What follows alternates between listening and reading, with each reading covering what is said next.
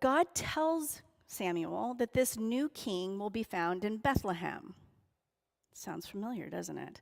A new king in Bethlehem. And so Samuel journeys to Bethlehem, and God tells him that this new king will be one of Jesse's sons. So when Samuel gets to Bethlehem, he tells Jesse, gather your sons together. So Jesse gathers his sons together, and Samuel meets each one of them one by one. And so the first one that he meets is Eliab. And Eliab must have been pretty physically impressive because Samuel thinks to himself, surely the Lord's anointed stands here before the Lord. But God tells Samuel, nope, not it. And he tells him, people look at the outward appearance, but the Lord looks at the heart. So Samuel meets all of the sons gathered there, and one by one, they're all rejected. So he says to Jesse, maybe not in these words exactly, is this all you got? And Jesse, in an offhand sort of way, says, well, there's the youngest who's out with the sheep. Now, this Hebrew word that he uses for youngest, hakatan, can be translated actually a couple of different ways. It can be youngest, it can be small, or it can be unimportant. Regardless, this small, young, unimportant kid out there with the sheep is David. And so when he's brought to Samuel, God tells Samuel, this is the one. And Samuel is instructed to anoint him immediately. Well, then the story begins to shift. And it's some time later, and the Israelites are facing the Philistines. And David's brothers have gone off to the battle, and Jesse sends David to the front line to deliver supplies to his brothers, to their commander, and to find out how everybody is doing. Now, each day, as the opposing armies gather, Goliath, a Philistine, comes to challenge the Israelites, saying that he will fight their best man, and whoever wins the fight wins the battle. So if Goliath wins, then the Israelites will surrender to the Philistines. If an Israelite wins, then the Philistines will surrender to the Israelites. Now, Goliath is huge. He's described as being 6 cubits and a span. And depending upon the translation you read, he might be 6 feet, he might be 9 feet. If you are an average Israelite and you are barely skimming 5 feet, Goliath is huge. He's intimidating, and the Israelites are scared. So this is the impasse that David walks into when he gets to the camp, right?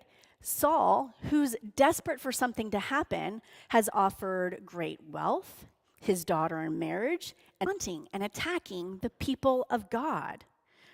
So young, small, unimportant David volunteers. And he's a kid. He's still out tending the sheep. He's not old enough to be on the front lines. So that means he's got to be anywhere between, say, 12 and 17. Average age, he's the age of my son, and he's going to go out there and battle this 6 or 9 foot Philistine. He's that mad. Even Saul tries to talk him out of it. But David tells Saul, well, you know what? I've battled lions. I've battled bears. And he says to Saul, the Lord who rescued me from the paw of the lion and the paw of the bear will rescue me from the hand of this Philistine. He's sure that God will be with him. And he even tells Goliath, when he confronts Goliath, that he, David, when he defeats him, the whole world will know that there is a God in Israel, and all those gathered here will know that it is not by sword or spear that the Lord saves, for the battle is the Lord's. He is so sure of himself that this puny, little, small, unimportant kid is going to go out and battle the giant. That's faith. Now, we know the story from here, right? David takes a pebble and a slingshot. He goes and he confronts Goliath. He aims at Goliath, shoots him right between the eyes. Goliath falls down dead. Long story short, David becomes a hero. He marries Saul's daughter, becomes best friends with Saul's son, joins Saul's court, and becomes the object of Saul's jealousy and rage. Saul desperately wants to kill David.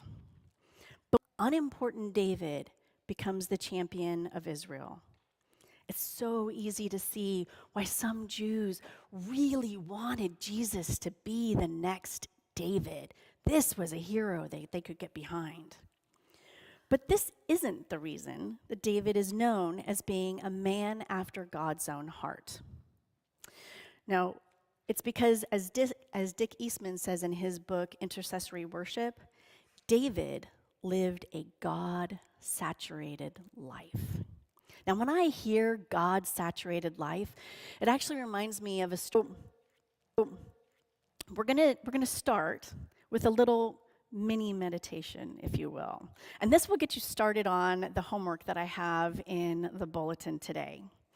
We're going to put this song of thanksgiving up on the screen for you to read silently, okay? And what I want you to do is I want you to notice what words or phrases or images begin to stand out to you. And then in a few moments, what I'll do is I'll read it out loud. And I want you to really kind of think about, are there different words or phrases that begin to stand out to you? And if so, you've got